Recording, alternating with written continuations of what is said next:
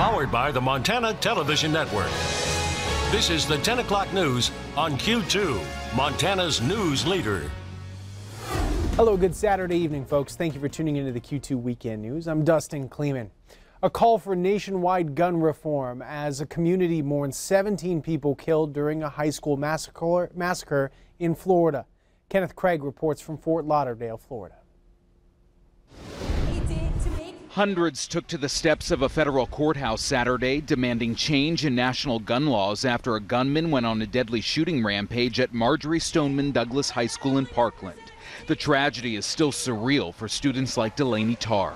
Our lives have changed from this point on, that there's no going back to the way things used to be. This community is vowing to honor the memories of the victims by calling on lawmakers to take action. If all our government and president can do is send thoughts and prayers, then it's time for victims to be the change that we need to see. Many of these demonstrators are calling for a ban on assault weapons, including the AR-15, the weapon Nicholas Cruz allegedly used to carry out the massacre. They belong with the Army or military action. They do not belong in the regular citizens' hands. There's no reason for it. There's a lot of pissed off moms, and I think a lot of pissed off moms have a lot of power. Investigators say Cruz confessed to killing 17 people. The 19-year-old's lawyer says Cruz will plead guilty to the crimes if prosecutors take the death penalty off the table. But the state attorney's office hasn't announced its position yet. Meanwhile, friends and family are saying their final goodbyes to another victim, Joaquin Oliver.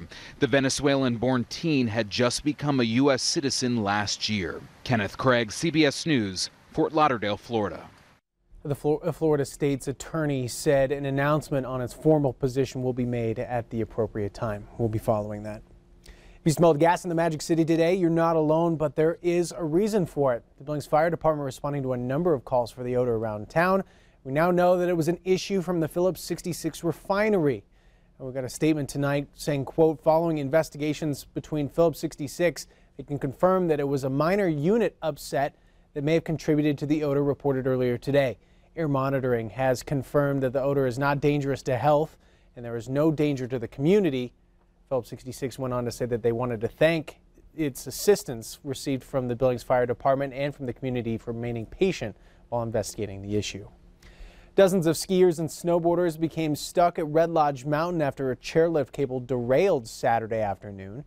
RLM General Manager Jeff Schmidt said the issue occurred on the first terminal of the triple chairlift. Schmidt said the issue lasted approximately an hour, stranding dozens in the air on the lift while the issue was being addressed. Several people needed evacuation by rope. Fortunately, no one was injured. It was also said the problem was being fixed and did not expect future issues on that. Speaking of good weather for snowboarding, let's get to the top of the mountain. Brett McCrumman joining us where there is possibly more snow on tap. On tap, especially into the western foothills and the higher locations there. Also to our north, looking at winter weather advisories there. So more snow definitely on the way. Let's go ahead and take a look at snow estimates. We'll take that from tonight through Monday evening, and you can see those dark shaded areas in purple, the highest concentrations of snow. And like I said, to our north, to our west, and to our southwest is our best chance of picking up the highest accumulations there. And then as far as Pacific moisture, more continues to stream across the state right now. Here around the Billings area, it is starting to fill in. Billings seeing overcast skies right now. Snow is not currently falling, but to our north and to our east right now, between Billings and Miles City, also into northeastern Montana, picking up some more snow showers as well. We're going to let you know how much snow is coming and where to look for it with your forecast in just a few minutes. All right, thank you very much, Brett. President Trump is defending his election to the nation's highest office. His tweets come just after a day of the Department of Justice charging 13 Russians with interfering in the 2016 presidential election. CBS News' Laura Podesta tells us what experts are advising the U.S. government to do now to protect the nation's democracy before this year's midterm election. Information warfare. A surprise indictment from Deputy Attorney General Rod Rosenstein Friday formally accused 13 Russians and 3 Russian companies of meddling in the 2016 U.S. election.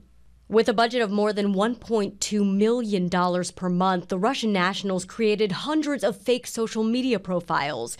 They posted attacks on Hillary Clinton while praising Bernie Sanders and then candidate Donald Trump. On Twitter Saturday, President Trump wrote, "Funny how the fake news media doesn't want to say that the Russian group was formed in 2014, long before my run for president. Maybe they knew I was going to run even though I didn't know." It's ultimately about driving wedges, sowing distrust, and having us point fingers at one another. U.S. intelligence officials say Russian interference is far from over. Director of National Intelligence Dan Coates says Russia will try again. There should be no doubt that Russia perceived that its past efforts as successful and views the 2018 U.S. midterm elections as a potential target for Russian influence operations. Cyber experts have suggested improvements for election security, replace paperless electronic machines, upgrade hardware and software that supports voter registration, and conduct post-election audits to confirm results.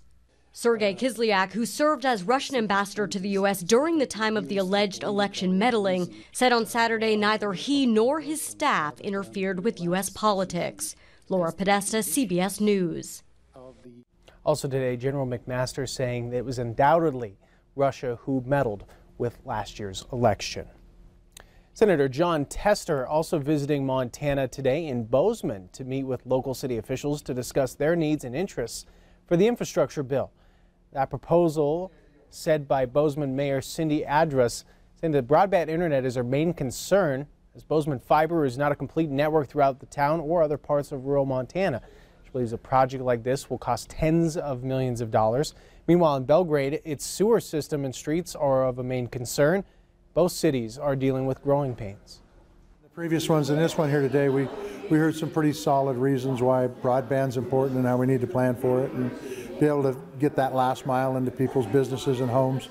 And then sewer and water, which in a growing community like Bozeman, where we have the highest growth in the state and one of the highest in the country, meeting the needs that people need and businesses need for water and sewer is really important. Tester will continue to host roundtables on infrastructure needs throughout the entire state. So back here in Billings, some workers at Brewer Dental Center call this the best day of the year. It began really early with Dentistry from the Heart. About 130 volunteering their time to free dental work of about 315 people. First patients seen for a cleaning and extraction or filling 6 a.m. and it went all the way till the early afternoon for the last patients.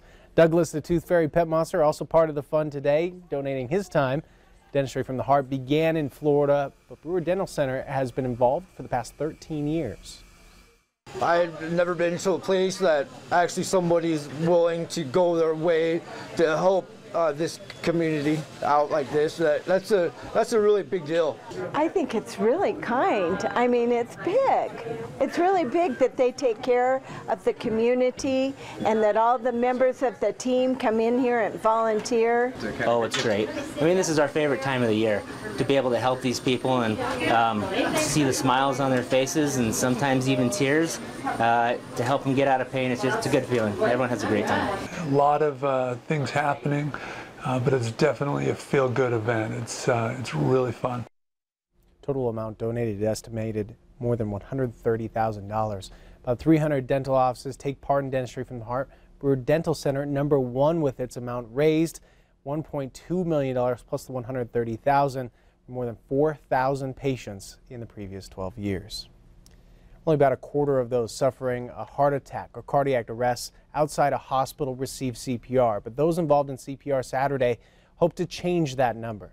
Several health organizations hosting the annual event that teaches cardiopulmonary resuscitation, known as CPR, at the St. Vincent Mansfield Health Education Center. American Heart Association course also teaches about reviving someone on opioids, the Heimlich maneuver for someone choking, and how to stop bleeding. CPR Saturday teaches a basic course and a certification course. If CPR is done correctly within 4 to 6 minutes, as many as 90% of those suffering a cardiac arrest will survive.